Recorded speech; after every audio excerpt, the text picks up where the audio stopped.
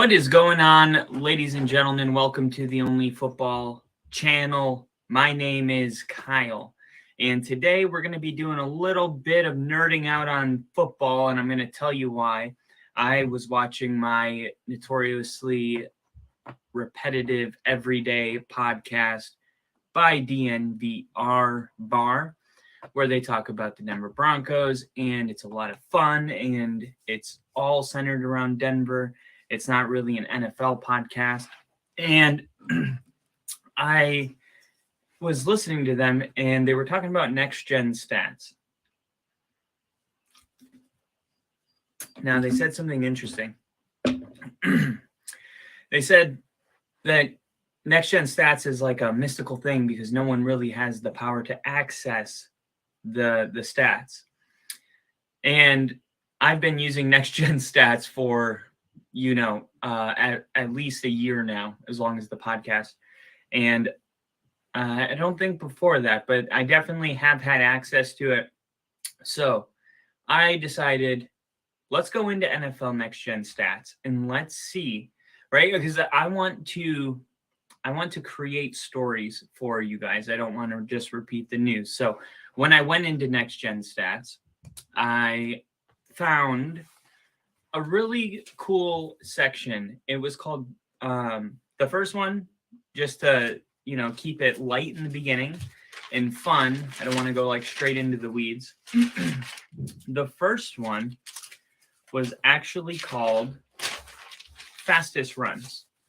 And I did find something really interesting about fastest runs. So these are, if you've ever seen your team return a punt return and the guy's running down the sideline, and it shows miles per hour, 20, 21, 22 are usually the fastest that we see. Bill, ease into it. Be nice. What's going on, Bill? Happy to have you in here. So that is kind of what we're talking about here. And I was going to just name the top 5 people that ran the fastest, but there was one person that absolutely had something really unique about it. And I'm going to tell you. Sorry, I just got back from the gym. So number 1, okay, so this was actually, for suspense reasons, I'm going to start at number 6. And you may probably know that a couple of these guys are notoriously fast. Jalen Waddle, number 6. Jalen Waddle, Miami wide receiver. He ran 21.68 miles per hour on an 84-yard reception. Now that's pretty fast. That was fast enough to be the 6th fastest of all the players. Okay, but to be honest, not surprised. Tyreek Hill, Jalen Waddle, we already know that those guys are burners. Number 5. This one surprised me a little bit. I thought that maybe this specific player has even more of a brighter future than we thought, because his speed wasn't something I knew him for. And it's Christian Watson, Green Bay wide receiver, ran 21.72 miles per hour on a 46, almost a 50-yard rushing touchdown.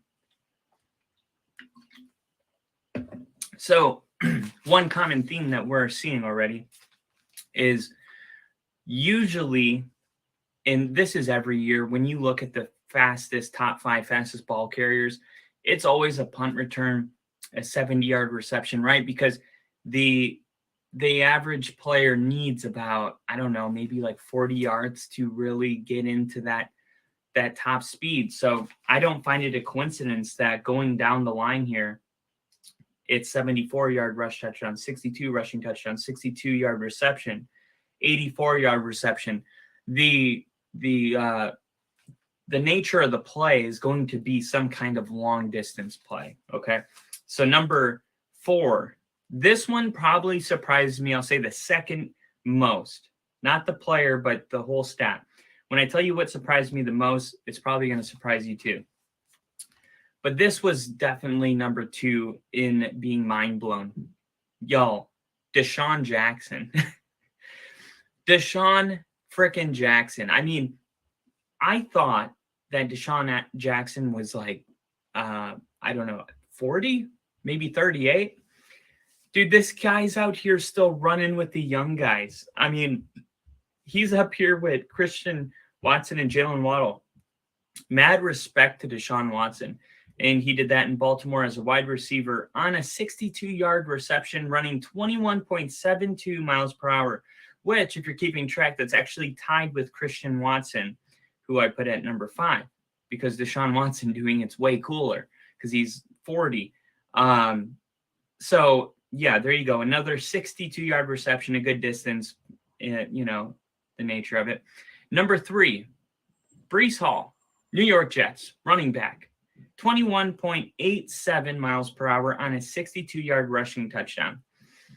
I think that this was against the Broncos. I am about 80% sure. I've done no research on which play this is, but I will find out. Number 2. Okay. This player, when we talk, it's Kenneth Walker. When we talk about the Seahawks and how they were able to move off of Geno Smith or Russell Wilson to move into Geno Smith and not really have any kind of speed bump, they make the playoffs. Well, you have to draft well to do that. I mean, you have to draft exceptionally well. You got to nail, you got to get at least 5 dudes that are starting. Because I've just never seen anybody move off of their franchise quarterback and not even miss a bump. Kenneth Walker is a huge part of that. Kenneth Walker has the speed that players that have like break tackles, isn't there like a word for that? Whatever. Players that are more robust, Jerome Bettis, you know, your ground and pounders, your north-south running backs, those guys usually aren't super fast.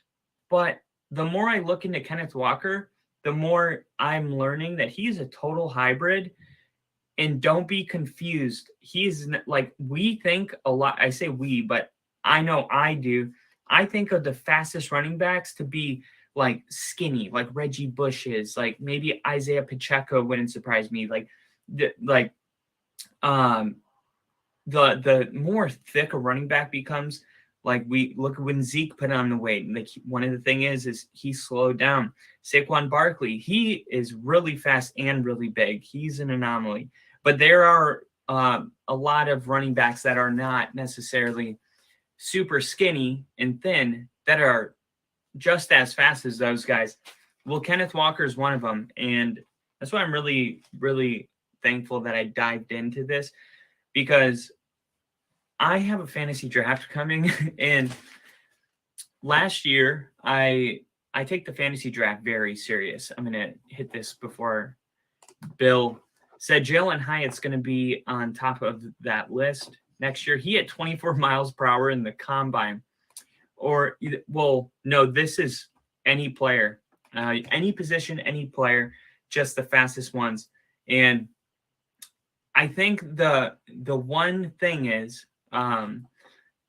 it's not just like the speed they're running. Like, let's say they put Jalen Hyatt at kick coverage, and as he's running down to make the tackle, this probably isn't going to happen, but let's say as he's running down to make the tackle, he's clocked at 24 miles an hour. It only counts if he was a ball carrier, right? So you have to be possessing the ball and then going. So like I said, 6 through 2, you see 74-yard rushing touchdown, 62-yard rushing touchdown, 62, 84. I'm not saying that it can't happen, but Jalen Hyatt's going to need to have one big breakout type play, right? And I'll say on the contrary to that, I'm going to talk about number 1. But quick break to tell you about my fantasy team.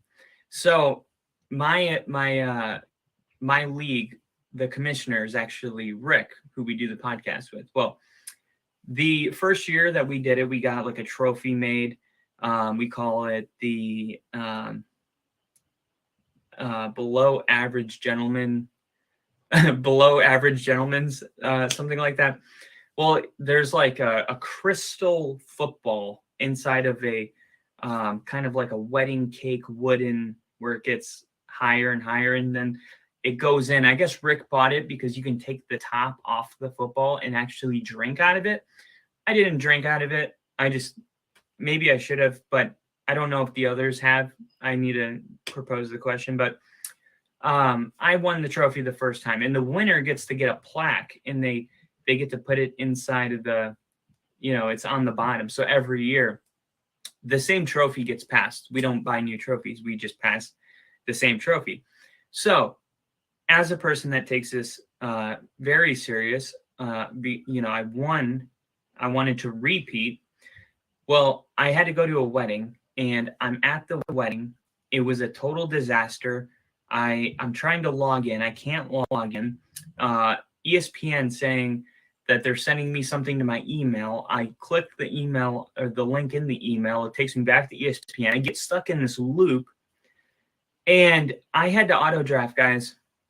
I had to sit there with my stepsister and take family pictures because she was getting married with a smile on my face, knowing that somewhere out there I was on the clock and the computer would decide who picked my team.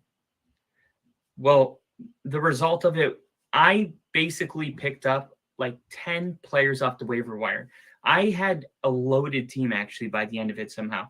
I picked up Ramondre Stevenson. I had a lot of good players, but it took like 10 weeks to accumulate all of them. So I went on like a 5-game winning streak after starting like 0-5 and ended up losing like one of the last 3 or one of the last 4, or losing 3 of the last 4, whatever. Anyway, when you look at stuff like these type of stats, I feel like you get a better angle at what to expect from a player moving forward. Because sometimes like we just watch football and we think we know a player, but it's impossible to gather all of the data that is required to make educated decisions just by watching the game. Like, there's no way you can just watch the game and know, what next gen stat does. I'm going to get into this in a little bit, so I'm going to hold off on that. I'll go to number 1. The number 1 top speed in 2022 was Paris Campbell. Wide receiver, Indianapolis. He was going 22.11 miles per hour. For reference, Kenneth Walker was going 22.09. So by 0.2 of a second. Kenneth Walker, 74-yard rushing touchdown. Paris Campbell, this is what made Paris Campbell different than everybody. I want to make sure I say it exactly right. Paris Campbell, 26-yard rush. Guys, it's the only, besides Deshaun Jackson, it's the only play that didn't result in a touchdown. So that's pretty interesting. Usually the fastest runners score a touchdown, right? Because in order to get to that top speed, you have to have some sort of a runway. And then once you're going at that speed, it's really hard for people to catch you. So we're talking about defying physics here. Paris Campbell doesn't score a touchdown. They literally just handed him the ball like a wide receiver handoff. It was a rush, not a catch. So he took the ball. He only went 26 yards, but he ran 22.11 miles per hour. That is different, to say the least. That is very different. I didn't really have Paris Campbell on my radar. So when I said, I'm going to say something contradicting when Bill mentioned, or when I mentioned that Hyatt's going to have some sort of a big play, mostly that's true.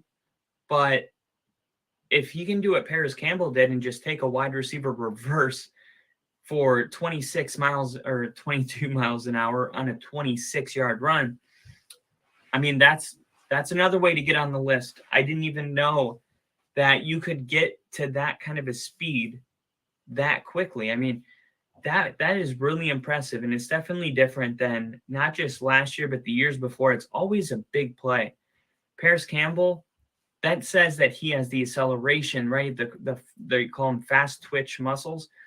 That means if they can just get Paris Campbell the ball in space, if I were working on that offense, I would work on trying to get Paris Campbell in more bubble screens, more wide receiver screens. When we had Manning and Demaryius Thomas, when Thomas was in his first year, guys, he was really fast. Like, he was a big, strong, tall, fast receiver. A lot of people forget how fast he was. That's why the famous play where Denver wins in the first play of overtime with Tim Tebow against Pittsburgh, I mean, that was like a 24-yard catch. Demaryius Thomas outran the Steelers. Paris Campbell, they need to get that going into the offense where the quarterback snaps the ball and the wide receiver, instead of running a route, all he does is back up, and then he gets a little wall kind of in front of him, get the ball, and then go for it. I mean, Paris Campbell, like, you have to take advantage of people that are able to get to that kind of a speed that quick. Bill said we are very happy to have Campbell on the team, and I would be too. I didn't even realize that he got traded. I hope Ginger doesn't watch this, and he'll be so sad to find out that we're raving on his old boy that is now your boy. So look at that right there. I mean, you're going to have Jalen Hyatt and you're going to have Paris Campbell. That is a ton of speed. And I don't know which one they will pick, but I think there's going to be, like, when you have that much depth, you can just put them 4 receivers on the field and be like, Jalen Hyatt, I just want you to run a seam, okay? Just run a seam as fast as you effing can, and we're going to take the top off the defense. The safety, he's going to have to turn and run. You're going to take him totally out of the play. You can use one of your speed guys as a decoy because you have another one that you can try to set up in space. So this is a good situation for the Giants, and we're going to revisit this conversation at the end of next year, and we're going to see if the Giants, or maybe both, are in the top 6 for fastest rushes of the year. Top 2022 speed. I guess that's what it's officially called. All right. I got another interesting thing that we're going to go into. I'm going to quit. I'm going to quit this soon. I'm getting nicotine patches, so hopefully I won't have to interrupt the show anymore. Until then, I'm still an addict. I gotta give this thing up. All right. The Miami Dolphins acquiring Vic Fangio has for a long time been my biggest offseason transaction that the Dolphins have done. It's no secret to anybody that's been watching this channel. I find that more valuable than the addition of Jalen Ramsey, the additions of Bradley Chubb in the middle of the season last year, and I think it's going to work out. I really do. Now, one thing that Vic Fangio is really good at is dialing up blitzes, special blitzes. You saw San Francisco run a defense like this. Actually, most of the top 5 defenses in the NFL come from the Vic Fangio tree. Vic Fangio has a tree of people that have imitated him and followed him, learned his philosophy and implemented it, and become so successful that they get to become head coaches. Vic Fangio has one of the biggest fingerprints on the league, and defensively has, I think, the biggest fingerprint on the league right now. So I was looking at Next Gen's stats, fastest sacks, right? Who sacked a player the fastest? So ball gets snapped. You know what it looks like if you're a Broncos or a Bears fan, right? Ball gets snapped, trying to look for your first read, and 2 seconds later you're sacked, right? And then people say, "Oh my God, Russell Wilson sucks," and it's like, he had 2.4 seconds to, like, what are you going to do in 2.4 seconds? Literally, that's just enough time if you're not going to get sacked to throw it into the ground and get an intentional grounding. If you're outside of the box, which is, I think, outside of the guards. So right when you start rolling out, you can't do that. But anyway, okay. Anthony Nelson, Tampa Bay. This was week 17, I believe. I didn't write it down here. This is where I keep my notes, by the way. Super, super official, right? Look, these are all players' names. And then I started crossing them off as I tallied. We'll get there. Okay. So Anthony Nelson, Tampa Bay. Don't even know who he is. I'm going to be completely honest. Bill used to vape too. That makes me feel a lot better. But I haven't had a cigarette in 5 months now. Okay, so he did the vape. Yeah, so I used to smoke cigarettes, and then I went off for 16 weeks and I couldn't have anything. And I actually totally just quit. I remember I got out and I didn't go to jail, but it's kind of like jail. Well, when I got out, I tried a cigarette. I was like, this is gross. I don't like it. Then my roommate, he was from Illinois. Well, he chewed Copenhagen. And my old boss, when I worked in the factory in Colorado, he used to chew Copenhagen. And, well, it just made more sense. I was a forklift operator, and if you don't have to take a smoke break, you can get your job done faster. So you throw in a dip and get it done. And then there's a lot of peer pressure, I guess, because I was like coming into this new environment and like people had been there longer than me. And I was like, maybe I'll dip. Maybe that'll be my new thing. And then I did that for, a year on, year off, year on, year off. Now I do it occasionally. I try to keep it to maybe once a week, right? I don't want to ruin my mouth or anything like that. So when I'm not chewing, I'm vaping. But yeah, total sidebar. But Anthony Nelson, Tampa Bay, fastest sack, 2.04 seconds. That is not. Wait, before we go over 2 through 5, Bill's got a prediction. Prediction: top 4 fastest sacks are probably going to be against the Giants. Huh. Well, you know what? I didn't have that written down, but that's not hard for me to find. Let's do it. I'm not in a hurry. Fastest sacks. Okay, so Anthony Nelson, Tampa Bay. This happened in week 16.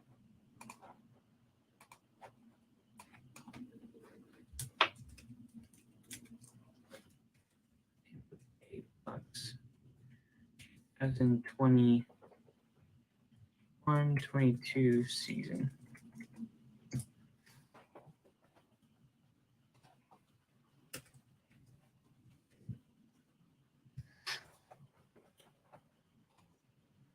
All right.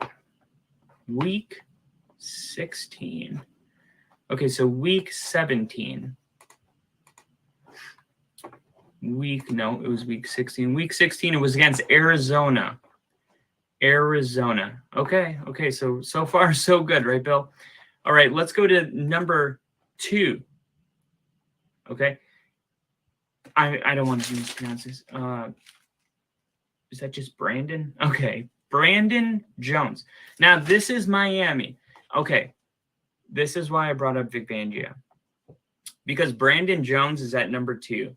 That is the strong safety for the Miami Dolphins. He did it in 2.13 seconds, week 1. Number 3 is Javon Holland from Miami. He is their free safety, and he did it in 2.17 seconds. So, by the way, both of those sacks happened between week 1 and 3. So, if Vic Fangio is, really good at dialing up special defenses, and they added Bradley Chubb, who is a pass rusher who can get off the ball pretty quick when he's healthy. And they have 2 safeties that are capable of sacking a quarterback in less than 2.17 seconds. What do you think this defense is going to look like with Jalen Ramsey at corner? Jalen Ramsey is probably going to have more opportunities to get interceptions than he has, you could argue, in 2021 when the Rams and Aaron Donald won the Super Bowl. But here's my hot take.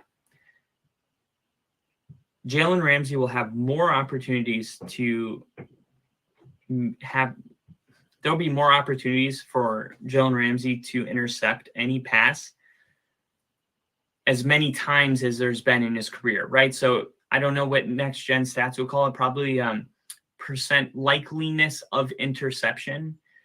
I think the amount of opportunities is going to be at a amount that we have never seen. And I do think Jalen Ramsey capitalizes on that, which means that the offense is going to steal a lot of possessions. And I think if Tua is healthy, this could be a top 5 offense. So what are we really talking about here? Without saying too much, Miami has what I believe they need to go to the Super Bowl right now. Will they? I don't know. I no idea. But there are teams that get to a point where you can circle them and say, you're ready. You're ready. We did that last year with Buffalo. Cincinnati, they did it that first year. They were definitely not circled the year they went, but the year after and the following years now, because we were able to see that Joe Burrow can take them to a Super Bowl with the team that he did in 2021, we have no doubt. The team has gotten better last year and it's gotten better this year. So they're a team you can circle. But Miami, I believe, is probably the newest addition, to being circled as a Super Bowl contender. In between weeks 1 and 3, Miami played Buffalo, Baltimore, and New England. Okay. So you got Josh Allen, a running quarterback, Lamar Jackson. Okay. And then you got Mac Jones. So, okay, Brandon Jones sacked Mac Jones really fast. But that sack week 3 is the one that impressed me the most, or the second most. Josh Allen. Not a hard guy to bring down. I think we all agree, right? Josh Allen is a monster and usually not brought down very easy. Gonna hit some of these chats real quick. Bill said, don't worry about it, just making a joke. Oh, no, man. I wanted to see. Honestly, I'm not going to lie to you. I wanted to know if Denver was on this list too. So I was like low-key looking for that too. And then, okay, so there's 2 more. Draymond Jones, the Denver Broncos. You guys realize that the entire 2020 draft class is a Seahawk? Like, I don't know. Maybe not the whole thing. We drafted Noah Fant. We drafted Drew Lock. They were both included in the Russell Wilson deal. We drafted Draymond Jones. He goes to Seattle. The Seahawks are like taking Denver's – I don't even know what they're doing, man. It's like if Seattle can be successful with all of these Bronco pieces, like why can't we? But yeah, he did have the 4th fastest sack in Denver last year. Draymond Jones sacked the quarterback in 2.24 seconds. That's pretty fast. 2.24 seconds. And it happened week 2. And since I'm a big Broncos fan, I don't even need to figure out who we played because I can remember it was the Texans. It was the Texans, and then we played the 49ers. And then week 5 is Drew Tranquill, Los Angeles Chargers, inside linebacker, 2.25 seconds, week 6. Okay, so those are the fastest sacks of the year. What I find that jumps off the page for me, Miami, man. Now, it's time for me to this is probably the nerdiest we'll get today, okay? Let me get a drink of water. Prepare your minds. Fully prepare. Okay.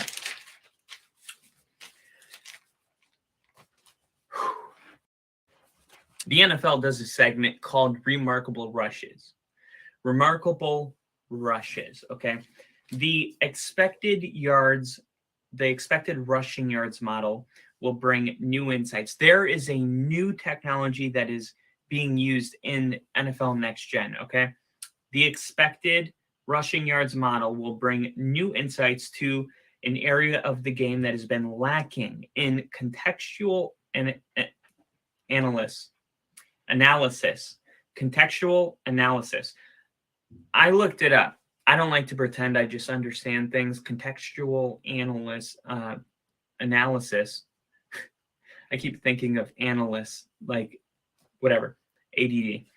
Anyway, I looked it up, and everywhere that I looked, I found different definitions, and it depended on what the context was. And even when I put in NFL into the question, I think the best way to break this down, contextual analysis means that you have more details of the situation. The situation is the context of the play.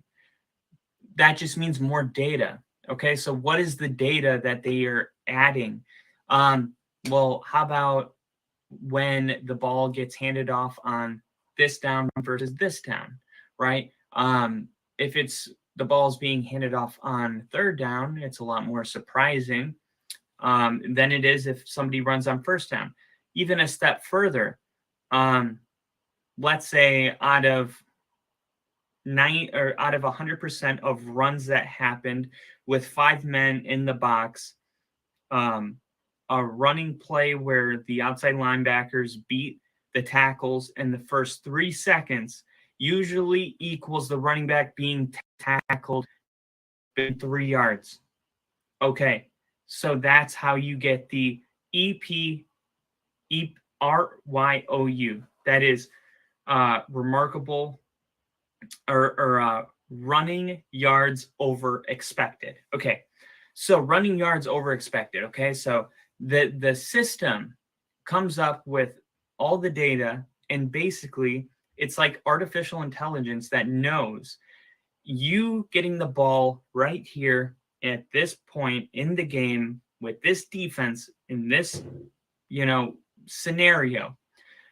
And the more details you add to the scenario, the more detailed, or I'll say accurate, that this stat will become. And what makes it even more interesting is that the machine is actually self-learning. So this robot that is set up in a way where this is like everyone's biggest worry with AI, by the way. And I don't know if it's how they're using it, but it's a robot that can learn as it goes. It's getting ready on the way. It's learning, like it's getting better and better and better on its own. It's one of these crazy things, man. And I think that Next Gen Stats, conspiracies with Kyle, that's what Rick would say right now. I think Next Gen Stats has way more information than they're giving.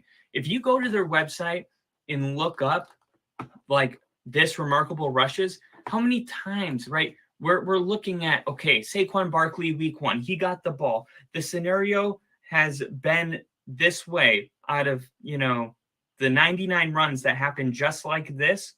Saquon Barkley should get between 3 and 7 yards. Well, what if he gets 60? Then they're going to say that that's a 47 or 53 yards over expected because it was only supposed to get 3. It got 53. It's 50 yards over expected. And then that 50, right? That's where we're ranking these runs. Okay. So 1 through 5, number 1, Josh Allen, week 12, he had an 86-yard run. He was expected to have a 10-yard run, so he had 76 yards over expected. Okay, that's number 1 on the season. Number 2, Lamar Jackson, week 2, 79-yard run. expected to get 5 yards, so he had 74 yards over expected. Number 3, Kenneth Walker. We're hearing this name again. I'm telling you, Kenneth Walker is very good, because this stat right here, when I think about it, I learned something about this. I feel like Kyle at the end of South Park. I learned something today. But seriously, Kenneth Walker, this stat is about being real elusive, right? Like, look at the names in here. Or not, I mean, it could be elusive, or it could be that you're just running people over, I guess. But whatever it is, this is a good list to be on. So Kenneth Walker, man, we already saw that he is the second fastest ball carrier clocked last season. And now we're seeing not only is he ridiculously fast, but he can create, we call this list right here playmakers, to simplify it. This is what a playmaker is. A playmaker takes the ball, you're watching on TV, you're thinking in your head, you're going to probably get 3 to 5 yards, and then something happens. This is what we see all the time with Patrick Mahomes. That's why we're amazed. It's like it defies like everything we know. We watch him. He rolls out. He's spinning. He's running backwards. We know that you can't do that. And we're just like, our expectations of the play keep going down and down and down and down. And all of a sudden he throws it across his body and it's an amazing play. He's a playmaker. It's not like people say Brock Purdy, right? Kyle Shanahan. They're not giving Brock Purdy the credit of being a playmaker, right? That's the difference. They're saying that the system just works out for him. And like, there are quarterbacks that we know are just flat out, they're playmakers. If there's nothing there, they will create something. I haven't seen that on my team in a very long time, but I know what it looks like, and I've seen it before. I see it twice a year when I'm watching the Chiefs. And this is what this list is. Kenneth Walker's a playmaker. Kenneth Walker is going to be a top 5 running back in the league next year. And that is really, I don't think that bold of a prediction. Another guy that you're looking at here, Dameon Pierce. Dameon Pierce was on track to being the Houston Texans single season, like most rushing yards in a single season. He was a rookie, and I mean, he ran all over the place, but you know, bad teams, you don't really get credit. No one's talking about Dameon Pierce. You're not hearing people like, oh, don't forget Dameon Pierce, draft Dameon Pierce. You know, you got to get Josh Jacobs, Dameon Pierce. You're not hearing that. Dameon Pierce is not on the radar. And that's perfect for your fantasy teams. If you are, you know, obviously you know how it's going to go. There's going to be those guys that get picked right away. And we know who they are, the Jonathan Taylor, Saquon Barkley. You know, the list goes on and on. Dalvin Cook, once he finds wherever he's going. Like, we know those, like Austin Eckler's. Don't forget about Dameon Pierce. Like, if you're sitting at the last pick in the first round and you think you can't get a running back because the best running back on the board is Dameon Pierce, like, make sure you get Dameon Pierce, because that is not a bad pick. Austin Eckler, number 5, week 17, 72-yard run. It was expected to be 5 yards, so that's 67 yards over expected. And then Bill in the chat said yards over expected equals explosive plays. Yes, I will say yes. I feel confident with saying yes, because if we are this, I'm really glad you asked this question. This is a perfect segue, because if we're talking about we're ranking the amount of yards you got over expected, naturally through 6 or 16 games a week for 18 weeks, there's going to be, let's say week 1 your number 1 yards over expected is 25. So out of all the players, you were averaged to get 5, you got 25. That's the biggest gap of the season so far. So we go 20. And as the weeks go on, right, there's so much football being played that by the end, when you look at the top 5, it's like, what are they all? They're all 72 yards or more, right? So in a way, by the end of the season, the top 5 will all be an explosive play at this point. But this is why I contacted NFL Gen Stats. I asked them, I said, look, instead of telling us what is the biggest yards over expected, you're giving us one play. Why don't you tell us which players are doing it the most? Why don't you make an average, right? So if you have one rush where you had 76 yards over expected, okay, and then your next rush, you have it's expected 5 yards and you get 3, okay, we'll call that -2. We need an average. I don't want to look at one play from Lamar Jackson or one play from Dameon Pierce or one play. I want to be able to go to the same thing, remarkable rushes, same category, and I want to look at the average that each player had, right? Because that's the real way to know, right? This just says, all this says is for one play, these 5 players were remarkable.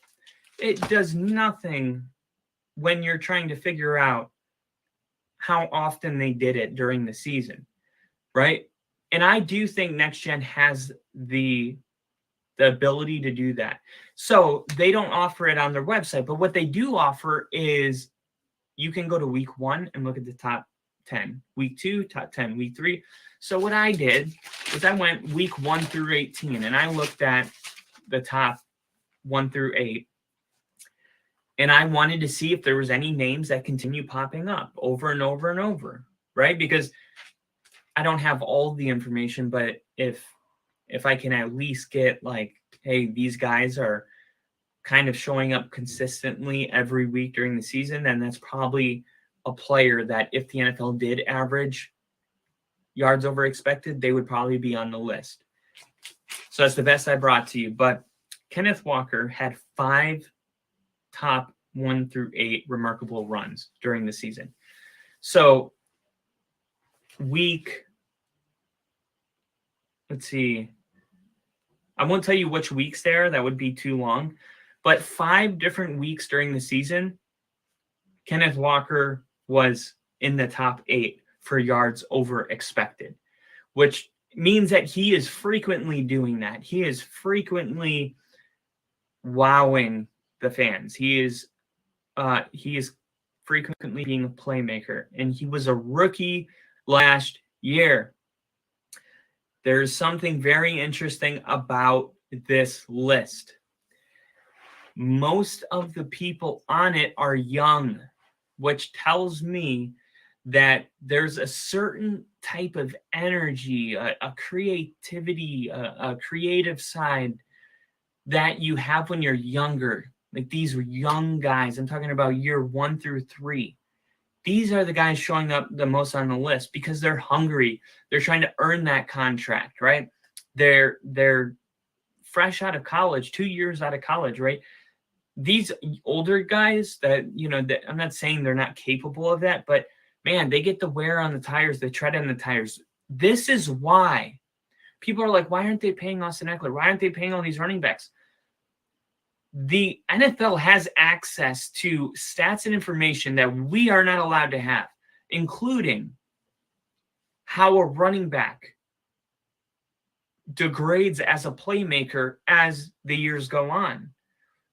And what the stats are looking like from an angle that I'm looking at for the first time, it's looking like the younger the running back is, the more able they are to exceed expectations, right? To make a play. It's the young guys.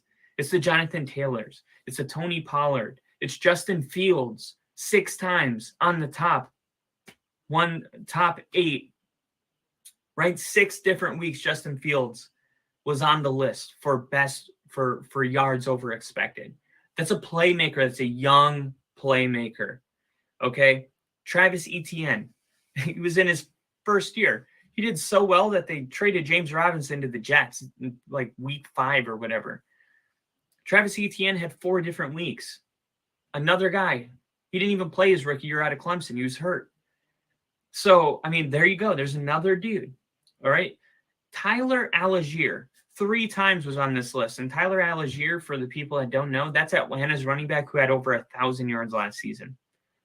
And now they have Bijan Robinson. So, like, they run the ball over there. They do it well. Jonathan Taylor, twice, was on the list for, I think it was week 4 and week 8.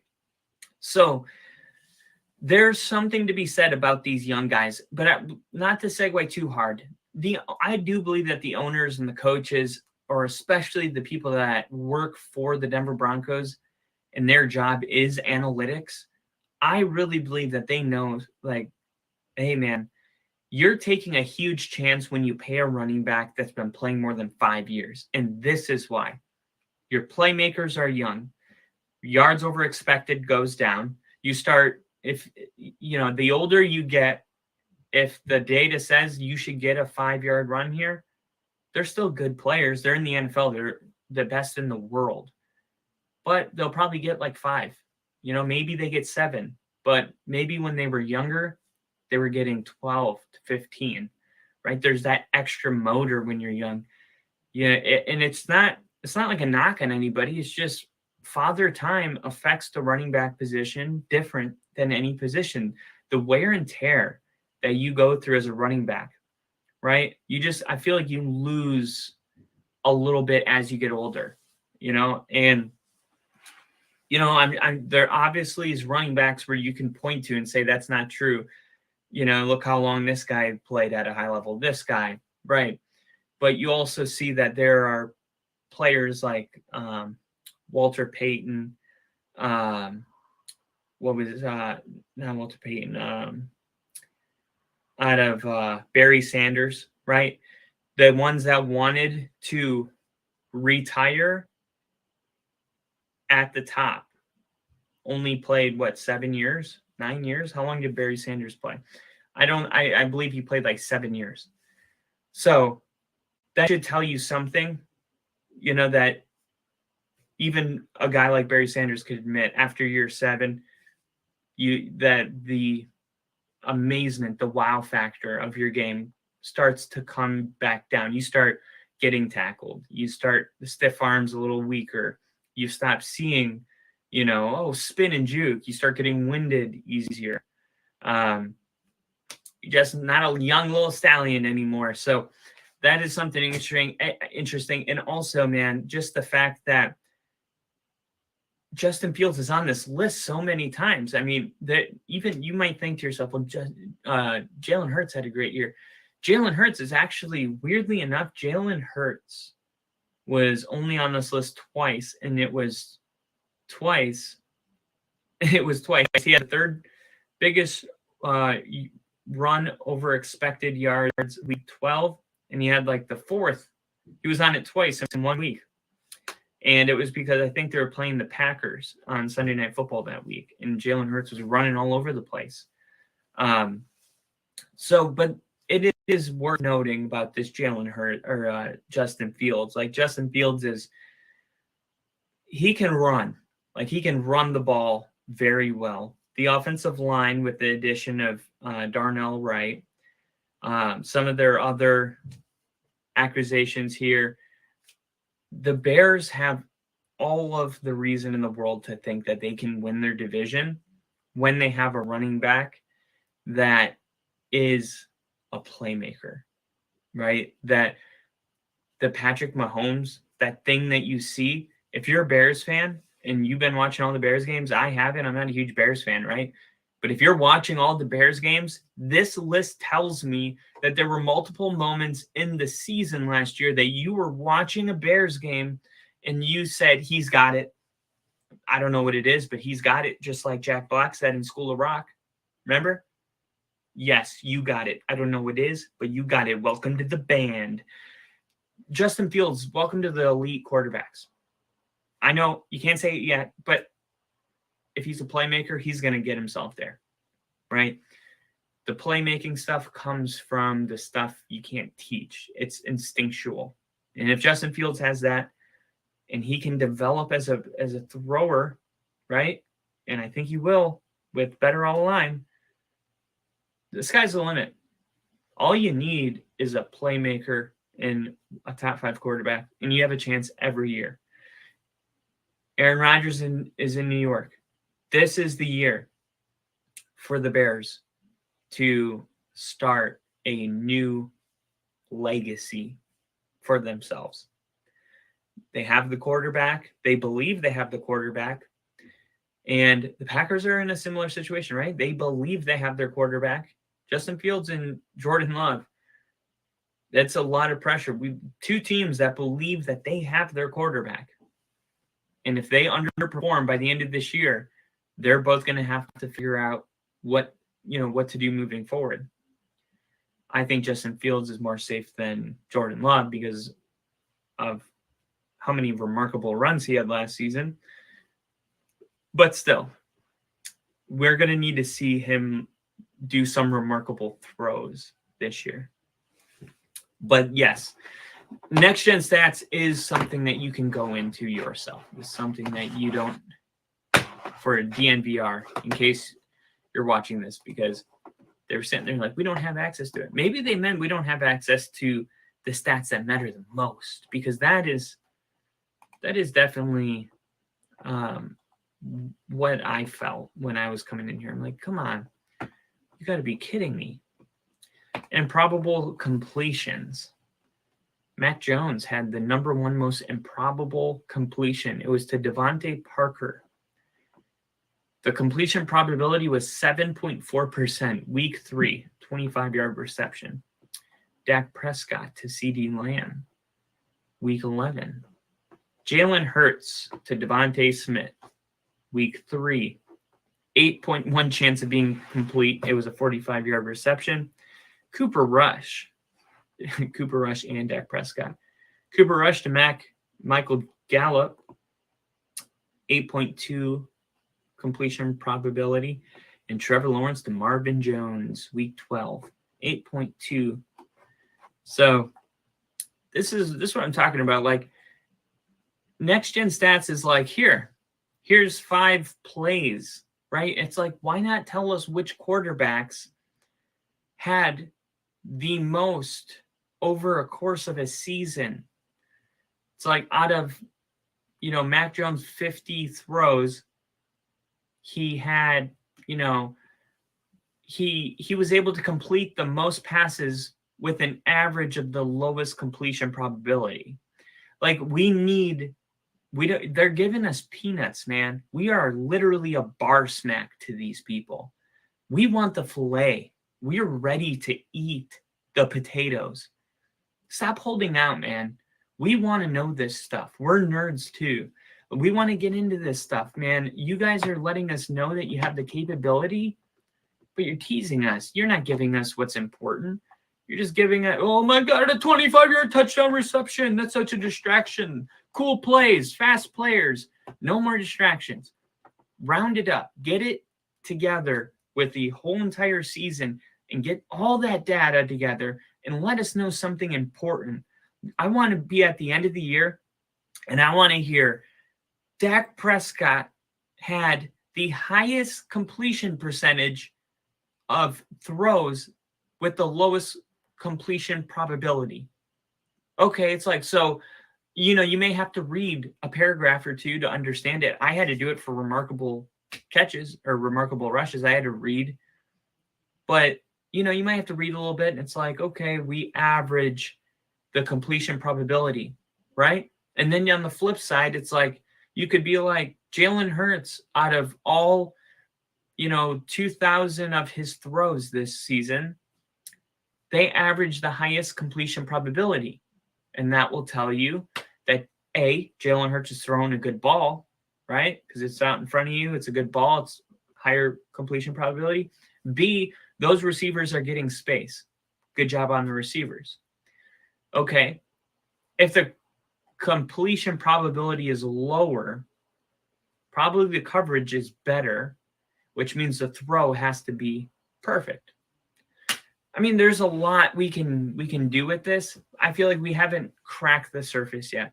I do think they have it, though. So come on, cough it up. I tweeted them today. And if you want to tweet at me how you feel about this, you can tweet me at FTBLONLYPODCAST. and you can tweet. Let Next Gen Stats know, stop holding out. We know what they got. Thank you guys for coming in here. We had Bill in here today. It was a fantastic episode. I enjoy talking about this kind of stuff more than just the headlines that aren't really headlines, but they're just headlines because we don't have headlines. This is way much more fun. And we are, let's see, by 7 weeks from now, like we are going to be getting ready. Like this whole entire setup, we're going to be on the go, man. We're going to be moving and grooving and meeting new people in new cities. We're going to be interviewing. We're going to be podcasting. This is going to be the most busy, fun-filled NFL season of my entire life. And it's coming here at 29 years old. I'll be 29 years old August 5th. So right before I turn 30, you know, Jesus started his ministry at 30 years old. I'm starting my NFL ministry at 30 years old, 29. No, I think he was 29. Maybe he's 28. I don't know. Look, we're doing something big here. Join us, like us, share us with your friends. We're going to be all over the country watching your favorite team play at some point. Whether I'll be cheering for them or not remains to be seen. Depends who they're playing. I will be going to a top-heavy amount of Broncos football games, including one in Denver, week 1 against the Raiders, one in Miami, week 3, one in Chicago, week 4, and then one in Denver, week 5, probably, maybe. I might have to hold off on the Jets game. I do want to see Nathaniel Hackett return to Denver just to see the space when I don't know if we're going to win or not, but I really think it's kind of like a low-key revenge game for Nathaniel Hackett, just like week 3 with Vic Fangio and Bradley Chubb in Miami. There's so much going on this year. It's going to be amazing. You're going to be up close seeing it. I'm basically just doing what I wish somebody would do for me, right? Now, whether you guys take advantage of it, that's on you. But we are going to be inside of all these stadiums at the most important, meaningful ones. We will be at the Bengals and the Bills in the game where tragically we lost a player on the field. Well, we are going to be at that game. That should be an emotional game. And hopefully you guys will be with us too. So thank you guys for watching. We will be having everybody back here on the program pretty soon.